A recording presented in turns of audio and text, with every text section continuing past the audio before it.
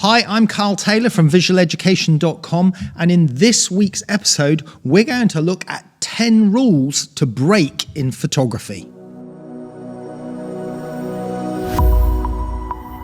Number 1, this is an old one. It's shoot with the sun behind you. This rule comes from decades ago, where it was always thought that you should have the sun behind you as a photographer so that the light is hitting your subject. But I can tell you now, this is one rule that I literally break every time, because I very rarely shoot with the sun behind me. And even in a studio environment, I would be putting backlighting on a lot of my subjects, whether it's food photography, product photography, fashion photography, etc. Backlighting for me is far more energetic and far more interesting than just front lighting. Now, interestingly, even in a natural world environment, although you know, if you put the sun behind your subject, they will be sort of in silhouette, especially if it's a low sun. The actual rim lighting that you'll get on the hair and the body look really, really interesting. They make a really nice dynamic to the shot. And all you need to overcome the shadow side, the silhouette side, is to pop a little bit of fill-in flash. We've covered that on some of our more basic courses on location with models, or equally just use a reflector, a simple silver reflector, pop-up reflector, or even a piece of whiteboard and white card, and bouncing that sun that is behind your subject and not behind you back into the shot can bring about some of the best imagery, much, much better than having the sun behind the photographer. So that's rule number 1, shooting with the sun behind you, or never shoot your subject with the sun behind them. It's an old rule. Everyone knows to break it. If you're new to photography, start breaking that rule straight away. Rule number 2 in photography is don't place your subject in the center of the photograph. Now, this rule comes from composition, because one of the basic composition rules is to use the rule of thirds and put your subject on one of the intersection points of the rule of thirds. And it's a good rule to follow, especially if you're new to photography. Usually putting your subject off center slightly and on one of those intersection points is a good place to make the picture more interesting.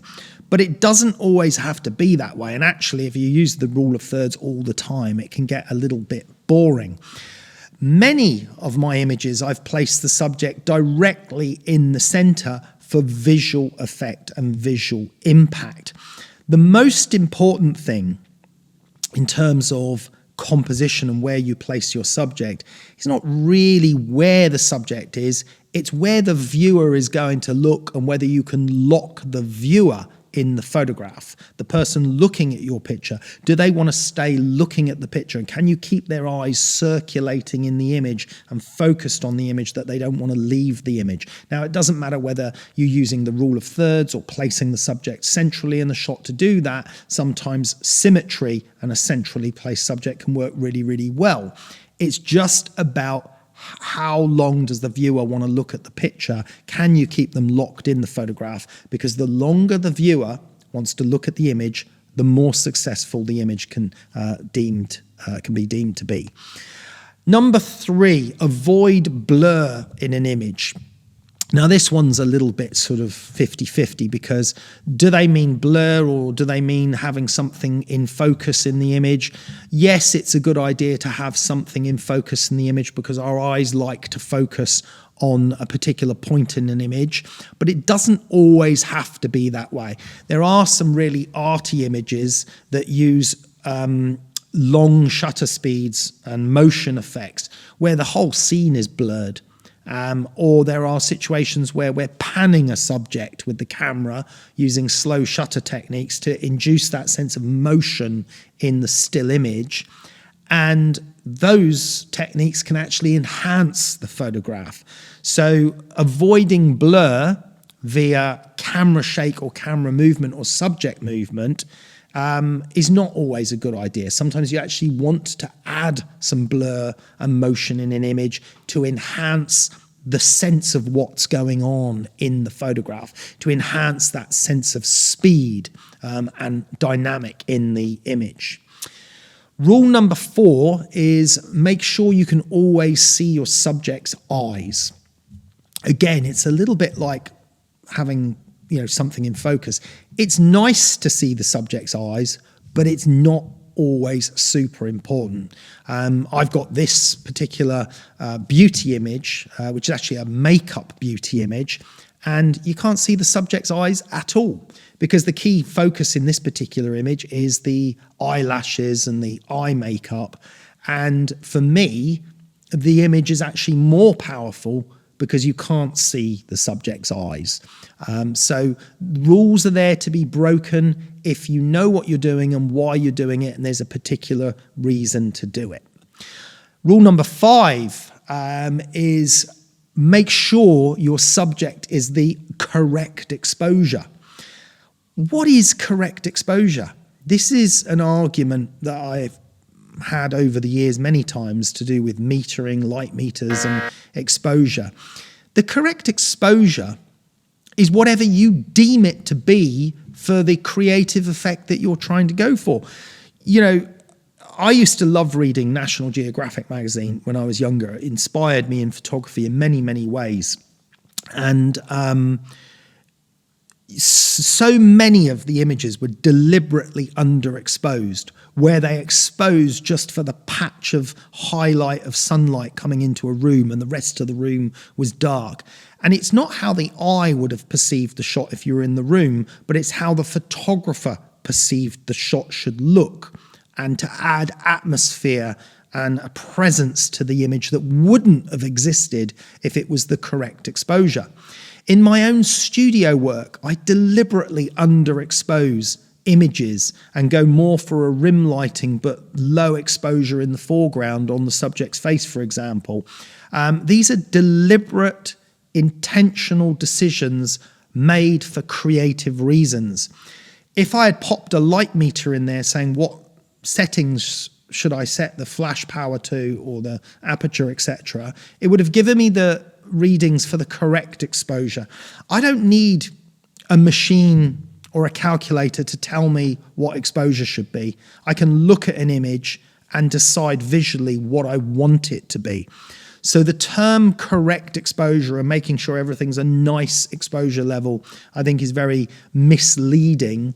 And I think as photographers, we should be making the creative decisions. We should be the ones that deciding how we want the image to look. Do we want high key, low key? Do we want dark, silhouetted? Do we want glints of light? What are we trying to say in that narrative of the image? That's what should dictate what is the correct exposure. Number 6, avoid double shadows.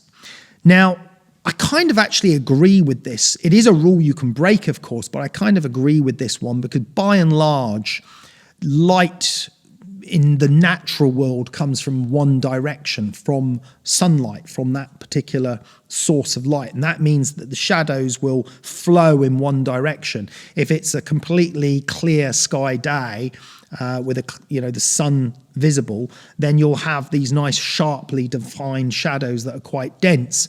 If there's a little bit of haze, the shadows will be a bit softer, but there's generally just one shadow and it's going in one direction. But there are occasions, and I've seen this in the natural world as well, where you have an overcast day, but with the sun coming from a particular position, but then you have some breaks in the cloud somewhere else, and that causes a brighter patch of light somewhere else. And you can actually get double shadows even in a natural world environment. I've seen that many times before. Also, if you think, for example, shooting in cities like street photography, you can end up in situations where you've got the sunlight coming from one direction, but then you've got it bouncing off of a glass building from the opposite direction, and it's falling maybe on someone sat at a street cafe, and you have two sets of shadows.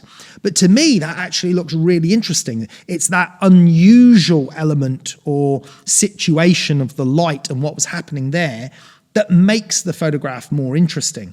So by strictly ruling out not having double shadows, you're limiting yourself. I think you have to judge it based on the scenario and the scene, and again, just visually what works. Even in the studio, It can be very difficult in the studio to avoid more than one shadow because often you're working with more than one light. You've got multiple lights lighting different parts of a product or a scene, and therefore the shadows falling from that subject can be going in multiple directions. And you have to try and control that a little bit. But in some of my product images, I will leave multiple shadows in different directions because the lighting looks like it's coming from multiple directions. And if you actually falsify the shadows too much to a point where there's only one shadow in one direction, yet the lighting looks like it's coming from multiple directions, the brain doesn't quite accept it. So generally speaking, avoiding double shadows is an okay rule, but it can be broken. Number 7. Don't photograph people or products with a wide angle lens. Well, again, it's kind of true, but there are many great images where this is not the case. One of my favorite fashion photographers and a friend of mine, Daria Belikova, she shoots amazing fashion images and she uses wide angle lenses all the time. I don't tend to because I'm not very good at working with the distortion you get on models with wide angle lenses, and fashion isn't really my forte in photography.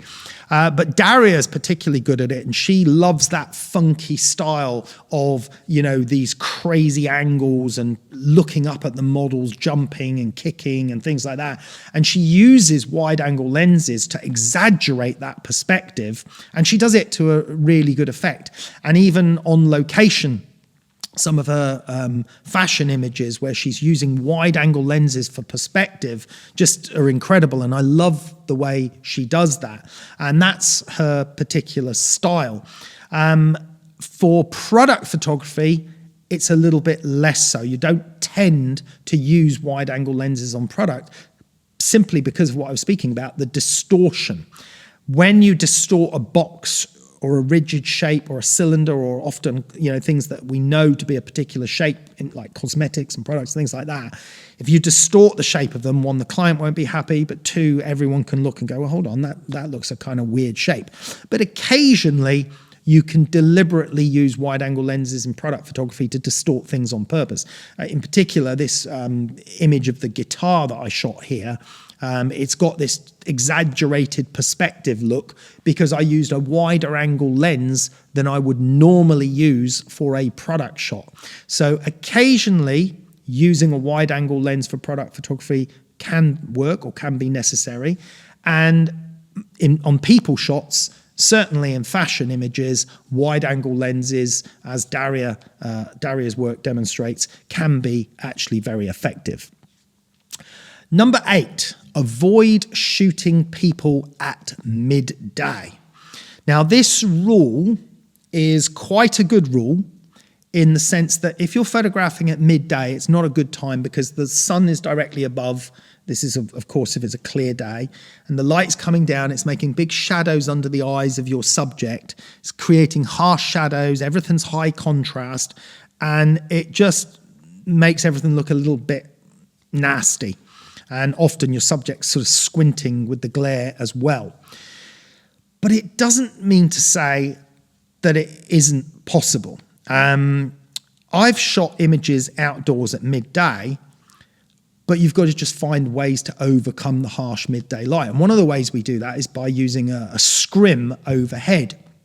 So we can use a scrim on a pole held overhead, or an assistant holding up a scrim above your subject, and that just softens and diffuses the light directly above your subject, but then the scene behind can remain in that lovely bright lit midday sunlight. And often a polarizing filter can help tremendously as well, because one of the things when you're shooting midday sunlight is that the ocean can look a little bit reflective, or foliage can look a little bit reflective, and a simple polarizing filter rotated on your lens can remove all of those reflections and really bring the saturation up on the image. And a simple scrim above your subject will soften out the light. So shooting at midday is perfectly fine as long as you understand how to control the light and how to modify it. Another technique is to use flash. And this particular image shot midday for this tourism campaign where I've got this family running into the sea. Well, this actually is a good example as well of using a wide angle lens, because I shot this on a wide angle lens and it's people, but more so in this shot about shooting at midday. So here, shooting at midday or roundabouts, but I've got assistants holding studio lighting with portable flash and firing that into my subject so that those dark, horrible shadows from the glary midday sun are removed by filling them in with flash. So there are ways around it. It's just knowing how to do it. Rule number 9, shoot with prime lenses because they're better than zoom lenses. Again, I kind of agree with this rule, but it can be broken. Let me explain why.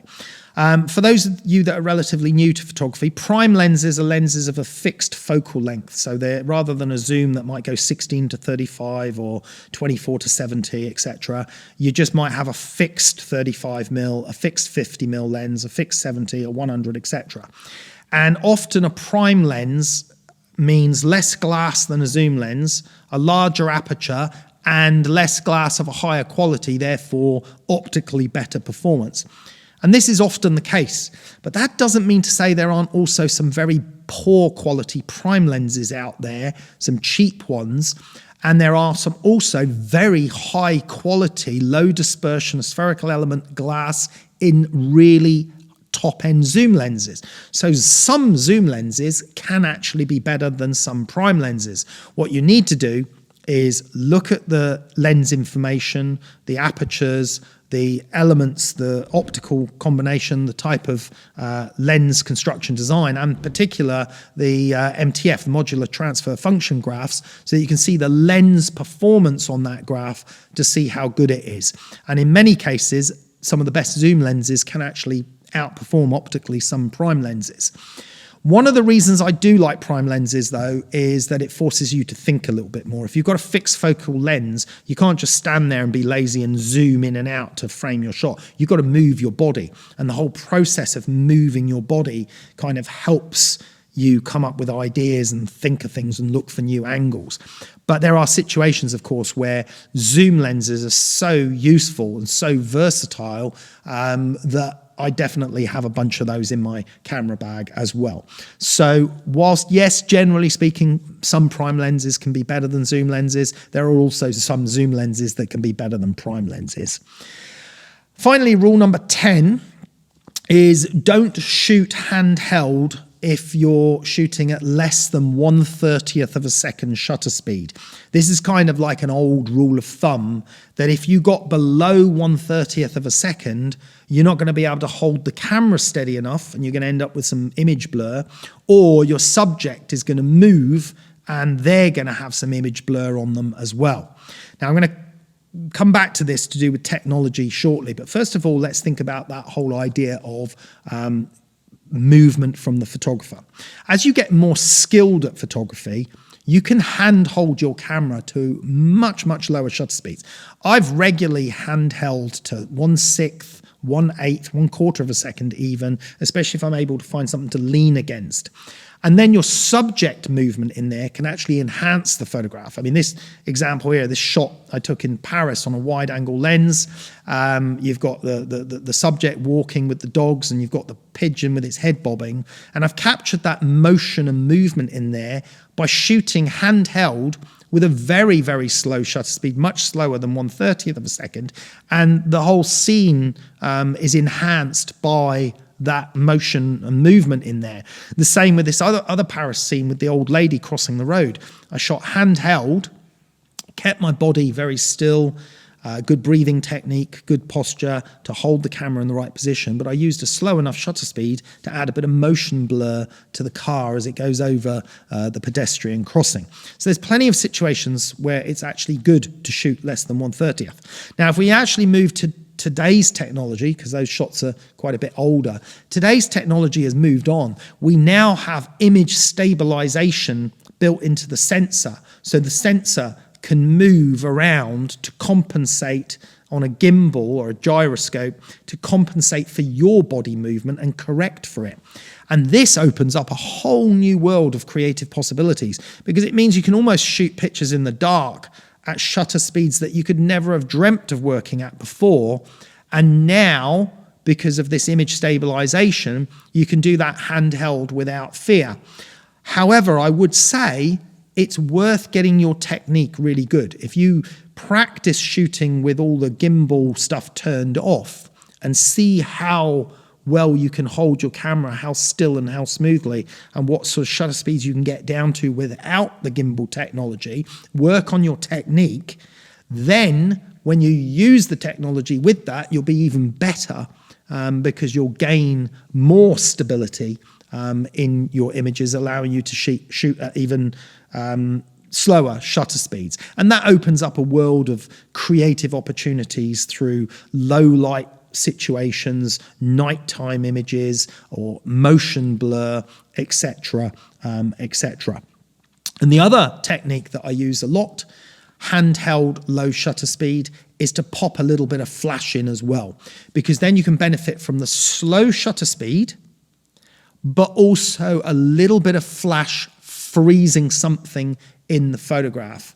And if we look again at this image of the rib, the boat blasting along the water, I'm shooting handheld with a low shutter speed, but I'm popping a bit of flash in there to freeze some elements of sharpness in the image and combining the best of both worlds. And that can be a great technique. So those are 10 rules that you can break in photography. And hopefully my descriptions and explanation there can give you some ideas of how to break those rules successfully. I'm Carl Taylor from visualeducation.com. Thanks very much for watching.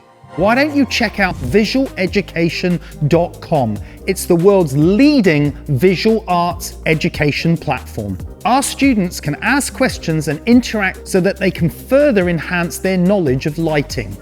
Join us at visualeducation.com.